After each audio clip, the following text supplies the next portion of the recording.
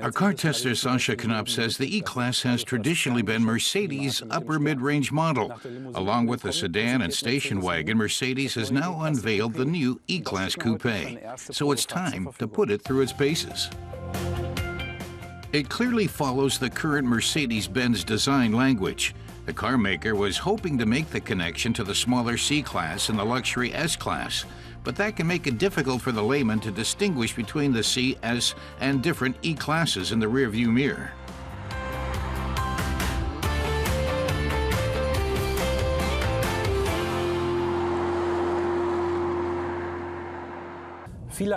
Sasha says many die-hard E-Class Coupé fans felt a bit let down by the last model. It came across as a technological mashup of the C and E-Class. Mercedes has now corrected this with the new Coupé, which is based solely on the E-Class. Among the many benefits is that it's become significantly larger. This means more interior space, and the full safety and comfort technology range of its E-Class siblings can be found in the Coupé. In the specially tuned AMG line, the Coupé has a sportier apron, larger wheel rims, and a chrome-plated diamond grille.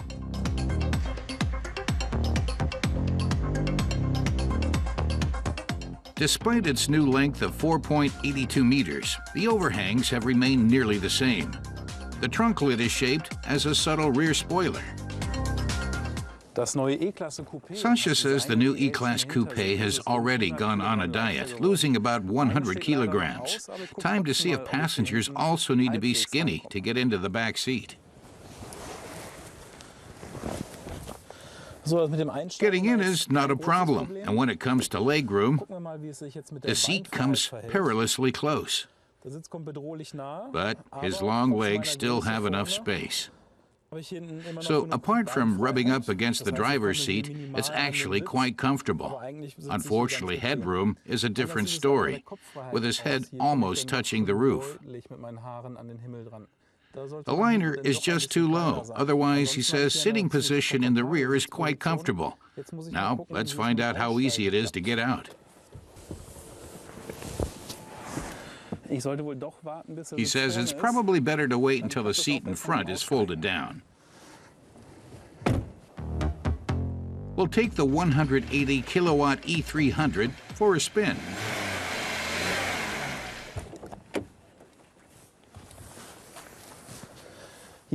He says in front there don't seem to have been too many changes. It basically looks like the standard E-Class. It's the same design in both the sedan and the station wagon, but there are a few new trim items here, and the air vents are modeled on a jet engine. Unfortunately, the Coupé has something else in common with the sedan and station wagon. The twin 12.3-inch displays are only available as an option. Alongside the standard suspension, the E-Class Coupé also features optional dynamic body control with adjustable damping and new air suspension. Even the standard equipment include a great many digital systems that monitor and support the driver. For example, the active brake assist, which can brake autonomously in an emergency and can also recognize pedestrians.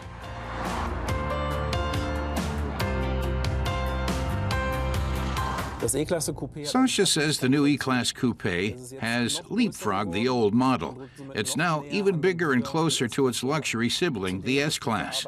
The workmanship is up to Mercedes' high standards, and the design is top-notch. Only the powertrain of the new E-Class Coupé has been kept smaller, deliberately. At least for now, Mercedes needs to set it apart from the S-Class, but sooner or later, Mercedes will address this, perhaps after it peps up the S-Class. Our test car lists for just under 60,000 euros in Germany.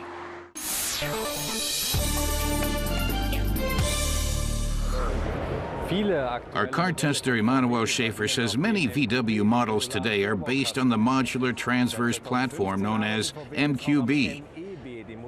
In 2015, VW began also developing a modular electrification toolkit platform, or MEB. It's the basis for VW's ID Buzz and ID. And even though the MEB and ID are still under development, we've been given a sneak peek at the state of the ID. The ID is already being street tested. So far, it's got a rather limited range of 15 kilometers and a top speed of just 30 kilometers an hour.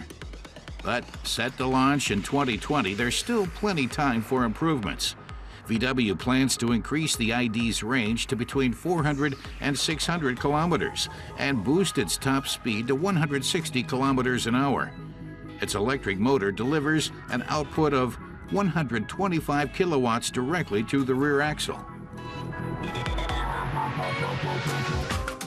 Its headlights are best described as interactive LED elements. They allow the car to signal to other cars and pedestrians.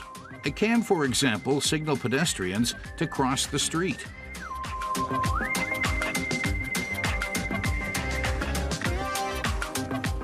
The ID has no side mirrors. They've been replaced by cameras. And with a wheelbase length of 2.75 meters, it ranks just behind the much larger VW Passat. Emmanuel likes the well-thought-out interior design of the ID. You can easily fold the seating up, creating an abundance of vertical storage space, giving you room to transport plants, folding bikes, and the like. And this here is a really neat feature, a pocket where you can put things like magazines.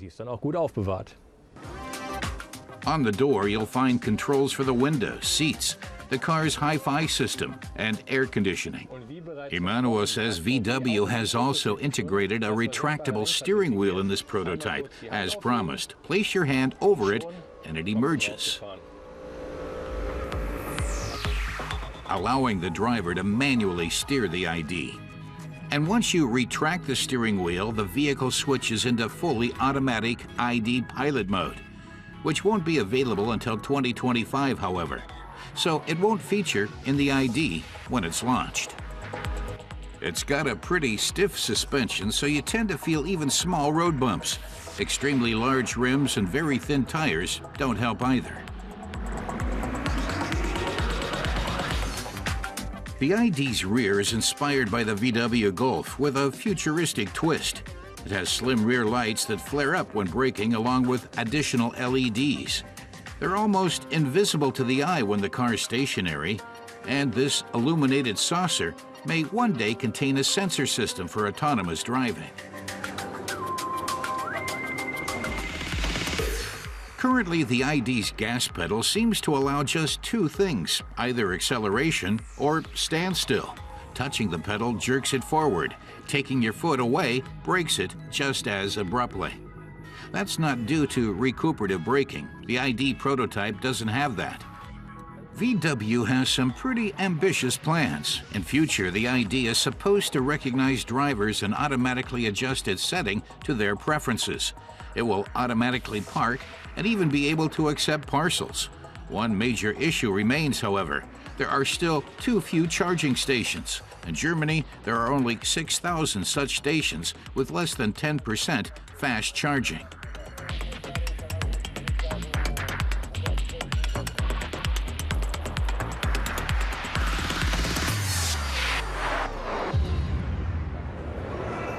Emmanuel says that with the ID set to launch in 2020, VW and other car makers still have plenty of time to increase the number of charging stations.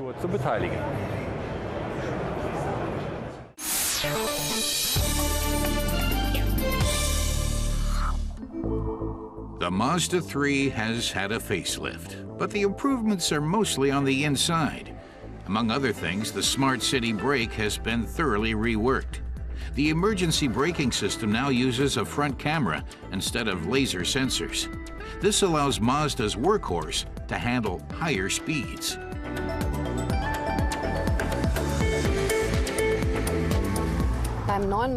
Our car tester Michelle Assenmacher says, at first glance, she didn't notice any difference. You have to look very closely. The car's exterior is modern but timeless.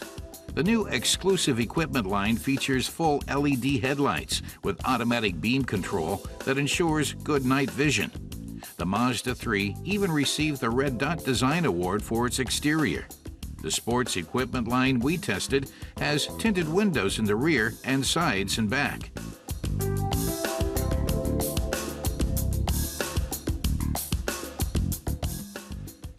The LED taillights also come with the exclusive equipment line and above. The cargo space has a capacity of 364 liters. Folding down the rear seats increases that to 1,263 liters. In the cockpit, the Mazda offers an automatic climate control system, as well as a heated steering wheel. White leather upholstery with electric driver's seat adjustment costs an additional 1,700 euros in the sports equipment line. For music enthusiasts, there's a Bose Centerpoint sound system.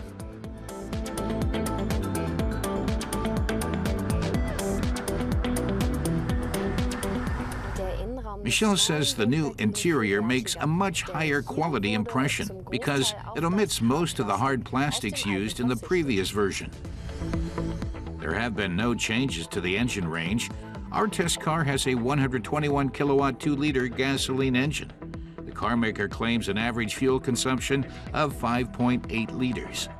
In the sports line variant, the Mazda 3 lists for 26,390 euros in Germany.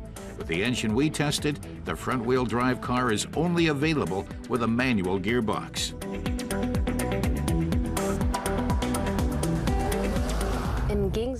Michelle says the new Mazda 3 is far more agile and more comfortable than last year's model, and the smooth short-throw shifter is really fun. Adding to the fun is the G-vectoring control. The refined electronic stability program has been added to the Mazda 3 for the first time and adjusts engine torque based on the steering movements. That's meant to improve handling and driving comfort. The tried and tested SkyActiv technology increases the engine's compression ratio for more power on lower fuel consumption. In summary, Michelle says the upgraded interior has definitely served the new Mazda 3 well. She's always been a fan of the exterior, and together it makes for a comfortable everyday car that takes her from A to B. The Mazda 3 offers a choice of 3 gasoline and 2 diesel engines. These now benefit from dynamic dampers that absorb vibration and allow the diesel engines to run quieter.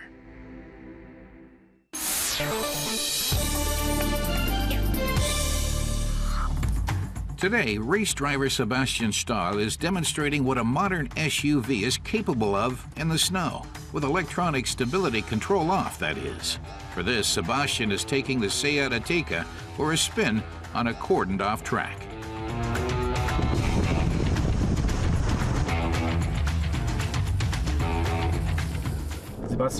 Andre Zimmermann wants to know from an experienced race driver what it's like to drive on snow.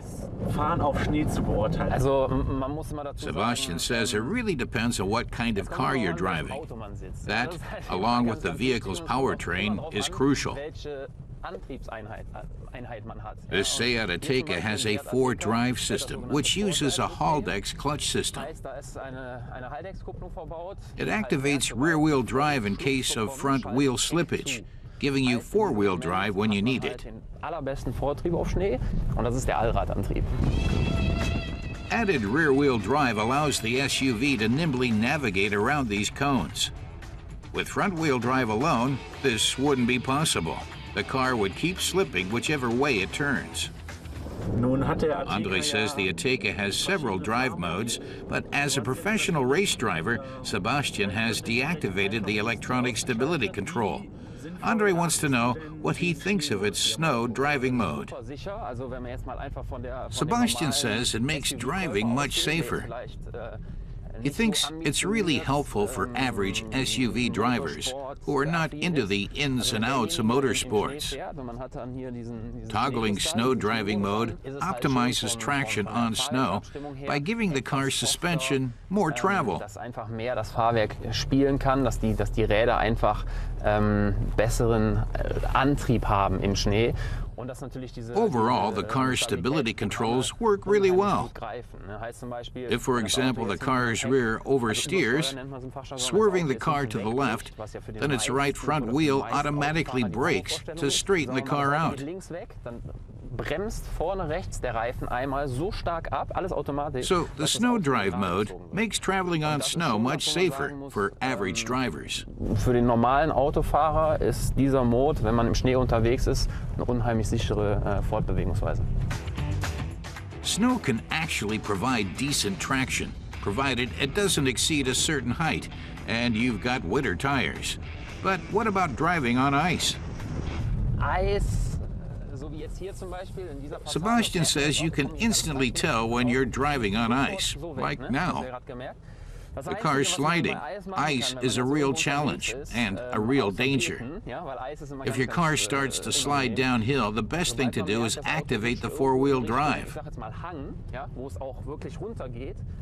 Then you've got to hit the gas and try to get away. Anything else, like braking, could make the car slip out of control. So you have to move away from the slope using four-wheel drive. This can depend on the car's drive mode. Sebastian points out that even if you're no fan of driving in snow, four-wheel drive gives you the greatest control. That'll give you a sense of security. But at the end of the day, practice makes perfect. And you can practice best on courses like these, or by taking driver safety training. Alles im Leben üben, üben, üben. Und wo kann man am besten üben? Auf so einer Fläche, wo wir jetzt hier zum Beispiel unterwegs sind, oder halt in einem Fahrsicherheitszentrum. So take it from a pro. What matters most for driving safely on snow and ice is a well-maintained car, winter tires, and careful driving. It's also a good investment to take driver safety training, which can be great fun as well.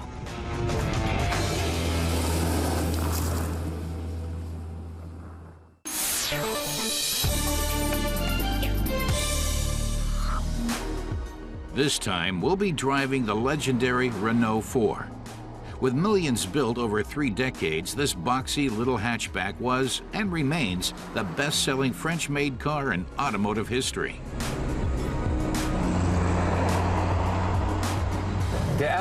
Car tester Christoph Bauer tells us the R4 was Renault's model for the masses and their challenge to the VW Bug, Italy's Fiat 500, and Citroën's 2 Chevaux. It was practical, robust, and universally affordable, like a pair of blue jeans. Renault's director general at the time had a clear vision for this car for the masses. It had to be robust, so the prototypes were subjected to thorough test drives, covering nearly 3 million kilometers in total before the model's launch. They were driven through the Sahara, the snows of Minnesota, and the mountain tracks of Sardinia. The project was codenamed Marie Chantal. Postcards arrived at Renault headquarters from all over the world with messages like, Marie Chantal and her children are doing well.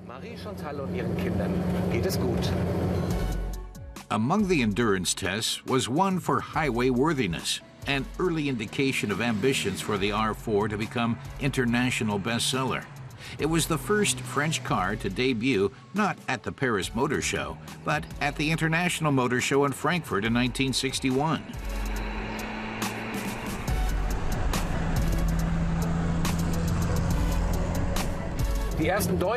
Christoph Bauer read that the first German reviews were not exactly love at first sight. One German critic wrote that the French had grown sober and functional with their car. All the bare metal with little insulation and casual workmanship did not live up to the Teutonic ideas of quality. The crate rattled and clattered and creaked all over. The R4 may not have been perfect, but it was all-round practical. Aber ist ein absoluter Alleskönner. Oh, papa, la voilà. C'est elle qu'il nous faut. La R4.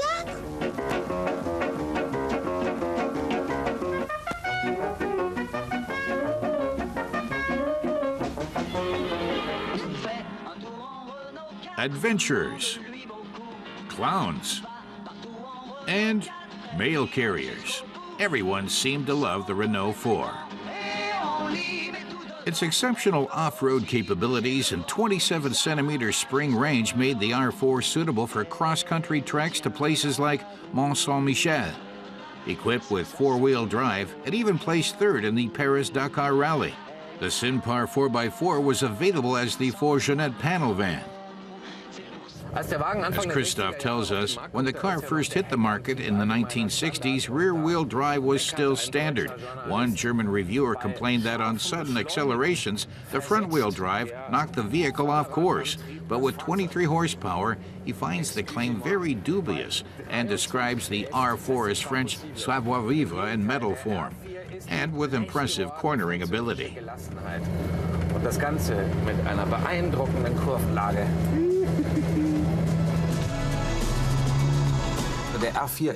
He says the R4 is a genuine minimalist, with only the essential instruments in an unpadded dashboard. The windows have to be pushed rather than cranked, and instead of handles, the doors have only slots with a bar inside. It's functionality over design.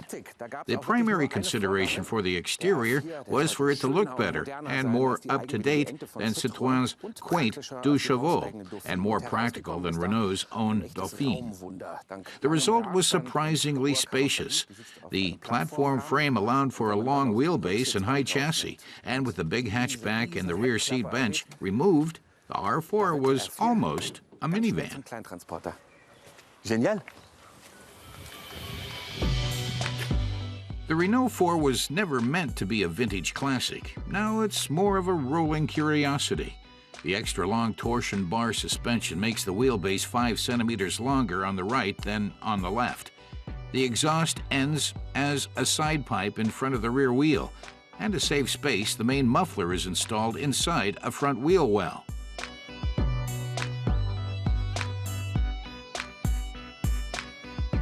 The body panels are simply screwed into place, so any car parts dealer can easily replace them. That comes in handy given French drivers' casual approach to parking. Christoph says the R4 stuck with tried and tested drive technology, the same four-cylinder engine that drove the 4CV and the Dauphine. But for the R4, it was mounted in front instead of the rear. And to avoid major redesigns, the transmission was located here in front of the engine. It gained a reputation as long-lasting and very durable.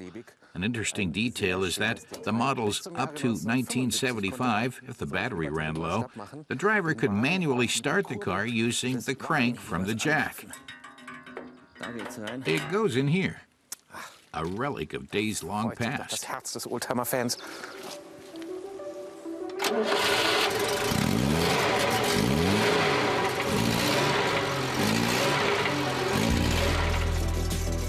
The engine capacity grew peu à peu from 747 cubic centimeters and 23 horsepower to 1.1 liters and a proud 34 horsepower.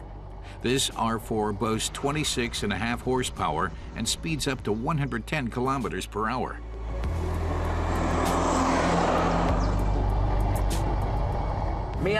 Christoph sums up the R4 is all the car anyone really needs, though it has its quirks. If it starts raining while the air vents are open, for instance, the occupants might get an unexpected shower. And the handbrake isn't connected to the back wheels, but the front, which could cause some rude surprises. But nobody seems to have complained. The R4 found some 8 million buyers in 31 years in over 100 countries on 5 continents. That's nothing if not success. Das ist eine Erfolgsgeschichte. Over its long production life, the economy car was regularly upgraded without changing its overall design. A total of 4 generations had rolled off the assembly line in 1992. Bis heute ist der Renault 4 das Christophe Bauer repeats that the Renault 4 is the most widely sold French car ever. So many people were sorry to see it go after 3 decades. The very last special models had melancholy names such as Salut and Bye Bye. The R4's uncompromising functionality, its 5 doors, including the wide hatch, and its low maintenance helped to revolutionize the compact segment. That earns it the status of a milestone in automotive history. The Renault 4's recipe for success was to be small on the outside and big on the inside. Unfortunately, most of its owners took the low maintenance part too far and let their cars rust away. So over the years, most R4s have simply worn out.